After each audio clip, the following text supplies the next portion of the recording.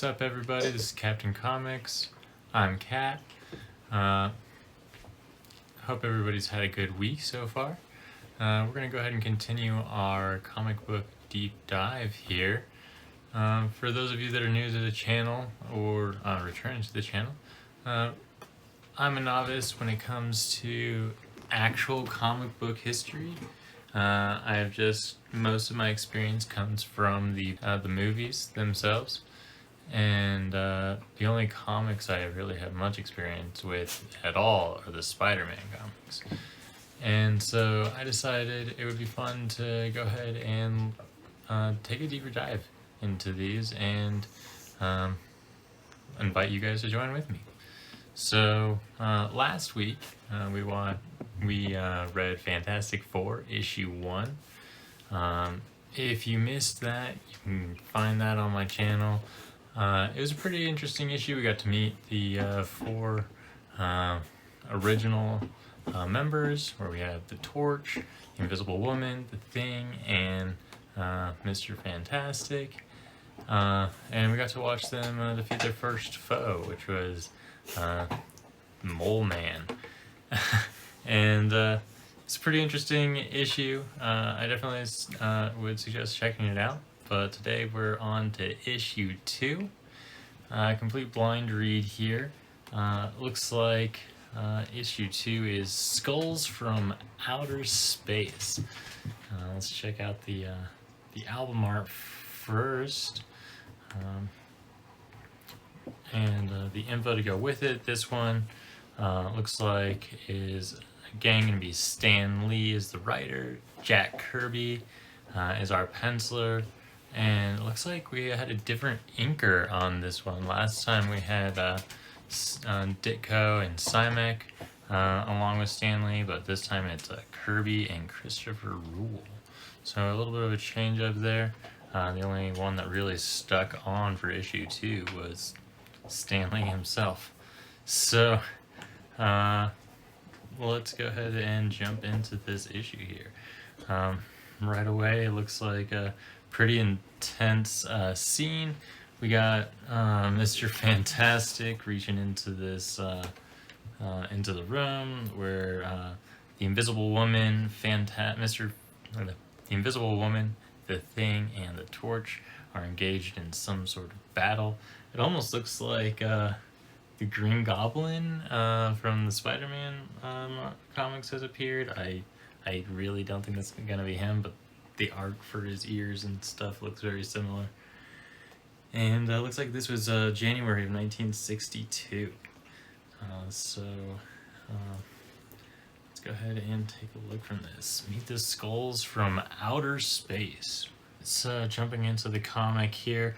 Looks like we're jumping straight into the Thing swimming through some water towards some sort of base. So we instantly met the Thing on the cover page and then the first opening slides of the comic, and he's causing some destruction. He's being destructive. He's gone ahead and just wrecked this tower and swam off. Google that. So swam off. So he swims off, and some bystanders in a boat catch him. He's going off that way, and then we zip off miles away. And it looks like, meantime, the Invisible Woman also appears to be up to no good.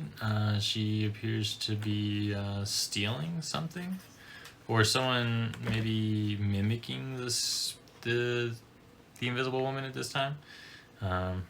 There are diamonds being stolen. Police are freaking out. Billionaires are freaking out, of course. And then we have the Torch dive bombing some sort of public get together, and then it flashes over to Mr. Fantastic, who's also got his arm on a power switch that's the power to the whole city. I love these old comics. They just have ridiculous thought processes. Like there's this one switch that just no more power. So obviously something's got to be up because our heroes are all up to no good on the opening pages. And so let's go ahead and switch back in and see what's going on. So as soon as we leave the destruction, we head back to the secret lair, and you see the group talking about their feats, and they're talking about how they all mimicked the Fantastic Four's powers in some sort of way. One of them used some sort of shrinking tech to appear invisible. The other one used a jetpack to help him mimic the Torch's abilities. Someone used basically a detonator to mimic the Thing's abilities, and it's come to attention that this is the alien species, the Skrull. We've seen the Skrull before now in the MCU, so it's crazy to see that this is where we first met them, was in 1962. Messing with the Fantastic Four. They were the Fantastic Four's second victims, and second enemies.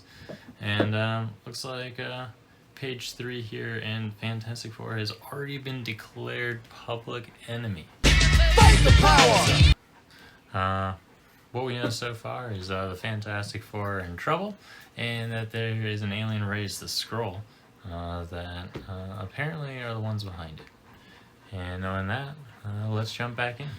So for the next 3 pages, we kind of just circle back to the real Fantastic Four now. They seem to be hiding out in a cabin where they've caught wind of the news, and they're kind of just discussing what their next point of action should be, whether they continue to hide out, or as the Thing suggests, fight their way out if it comes to it, because he hasn't done anything wrong. He's certainly not going down without a fight. And Reed Richards is just going on a guilty pity party, talking about how it's his fault that they're in this situation to begin with. And that was all that kind of happened in the rest of the chapters. So we are now on chapter 2, Prisoner of the Skrulls. So chapter 2 gets off to a very fast start. Just as we left the group in chapter 1, trying to decide what the next move is supposed to be. Looks like the army kind of decided that for them, as they found themselves completely surrounded. After that, they went ahead and surrendered without a fight, because what are you honestly going to do? Really, are you going to fight the whole army and become outlaws at that point, or just give in? So they went ahead and gave in, but they did not stay prisoner for long. They all had their various ways of getting out. It is interesting, they had the Torch filled in a room filled with asbestos covering, because apparently his flame can't do anything to asbestos. I don't know what the deal with comics and asbestos were in the day, but they liked it, because Peter Parker's webs used to be made out of asbestos too. So I'm not quite sure what the deal was there, but we later found out that it will kill you. So it's bad stuff, ladies and gentlemen. So anyways, they put the Torch in a room that was supposed to be flame retardant essentially, but he tore off the panels until he found the air vent, used the air vent to go ahead and torch up and get himself out of the room. The invisible girl basically pulled the oldest trick in the book. She turned invisible, and the guards were like, "Oh, holy, where'd she go?" And they opened the door, and she just like waltzed out of there. And then Mr. Fantastic's escape was kind of cool. He found a loose rivet along the wall and basically put his whole body through it like a tube of toothpaste.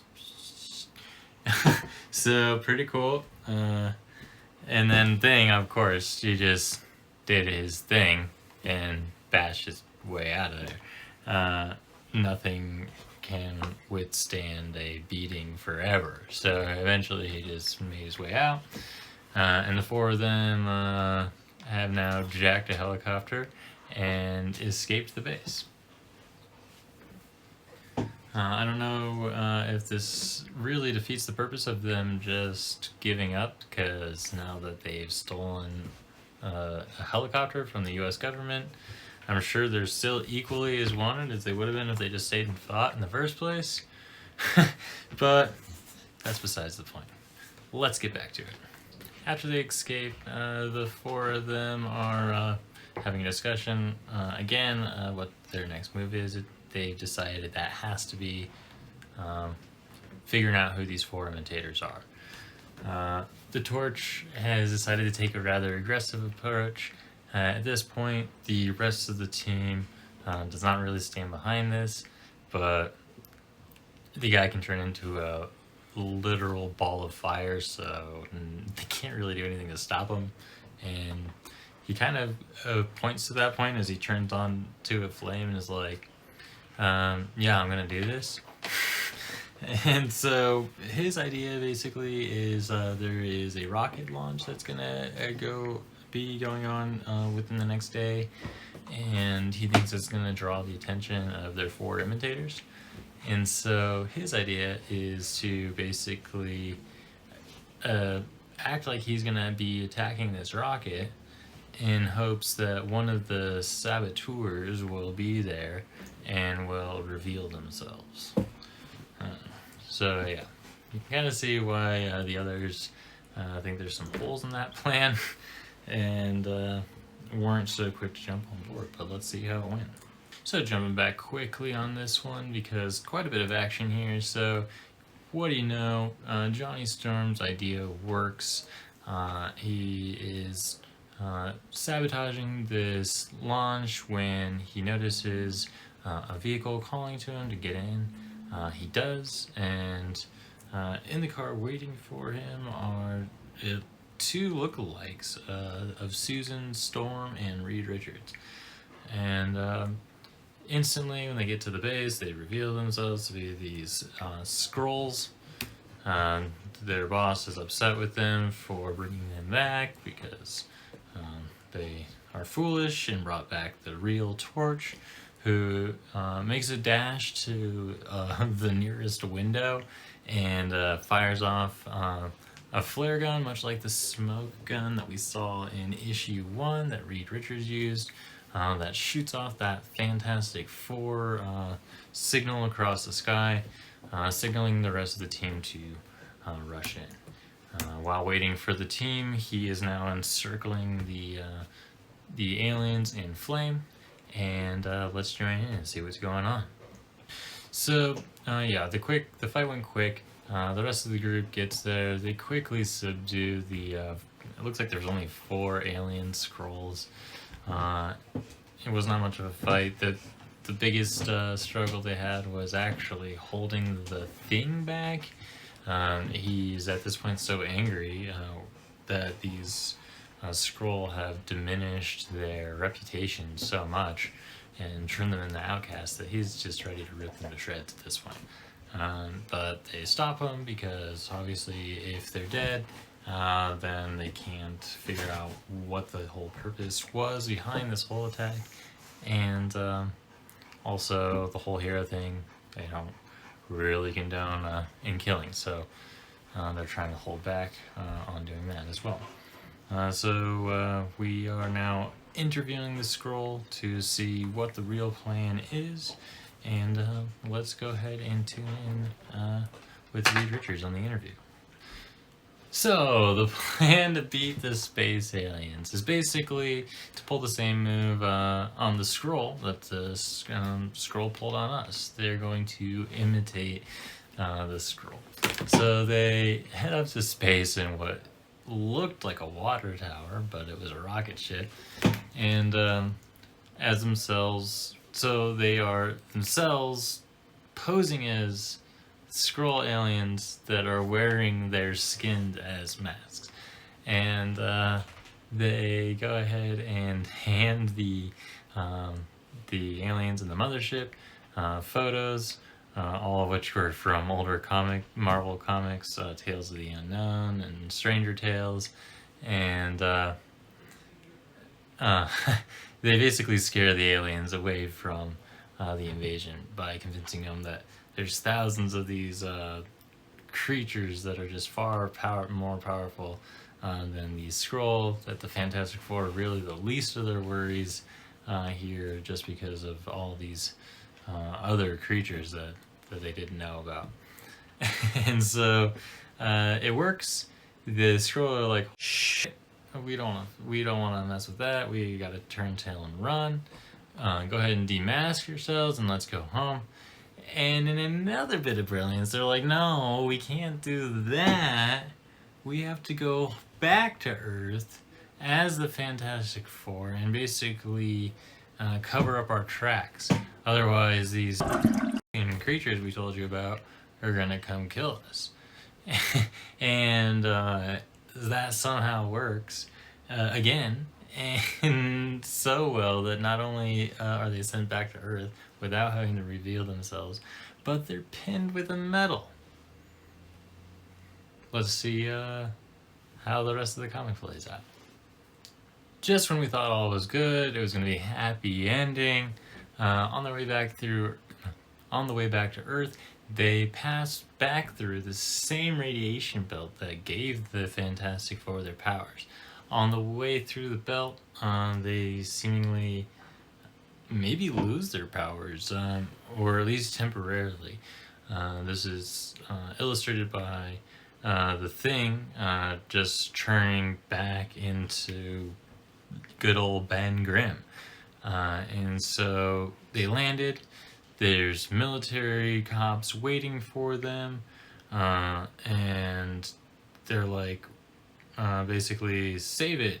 We're gonna arrest you guys for all the damage, and nobody seems to recognize the Thing, and they're trying to tell them that there are these imposters, and then it finally is revealed that the Thing doesn't look like the Thing. He looks like Ben Grimm.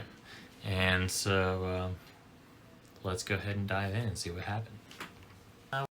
And so as we close out the rest of the story here, basically you find out that their powers were definitely temporarily taken away, almost literally as the Thing is like, oh, holy crap, yes, I'm finally Ben Grimm again. He like turns back into his Thing form and is very sad about it. And they're then trying to explain to the chief police, I guess, that they did not cause all this destruction, that instead it was the imposters. Of course, the chief of police is like, well, you're gonna have to do better than that. You can't just tell me that these imposters did everything, right? And so they're like, sure, we'll take you back to our apartment where we have all the proof you need. And they get to the apartment, and really they didn't end up needing the proof because the police are greeted by these scrolls, but they're all impersonating monsters. I think that they learned about and Reed Richards' little trick earlier. You got this serpent-looking thing, and then this other like spiked man-looking thing that was created, and then another that was just like a giant bird. The Fantastic Four went to quick action on this. The Thing basically took out the serpent, and the torch took out the spiky dude, and then Mr. Fantastic went ahead and grabbed the bird before he was able to take off. And so they get them all subdued, have them in the apartment where they go back to their scroll form, and that's where the cops are like, oh, holy crap, you guys weren't lying. That's nuts. And then they're just kind of like, well, we don't really know what to do with them. And so because they were afraid, you know, hey, if we put them in prison, what's going to stop them from basically just turning into like caterpillars or some other sort of small bug and just escaping. And so they were like, well, so we got to kill them. That's the only other option. But then, of course, they're like, no, we don't want to kill them. So these scrolls are like, please don't do that. Look, we don't even like being scrolls. And so they decide to turn into cows and stay on a farm. And so obviously that's not going to be the end of the scrolls, but that's at least going to be the end where we leave them now, and that's also where we leave the Fantastic Four.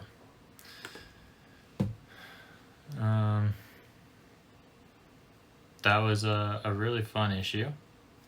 I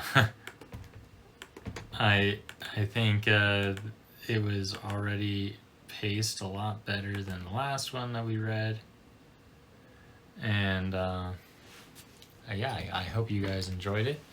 I hope you guys enjoyed this format a little bit better too. We're going to be playing with that probably throughout the next couple issues until we really settle on what works best. So please use that comment field to leave your comments in the towel section below, so that way we know what's kind of working best and what's not.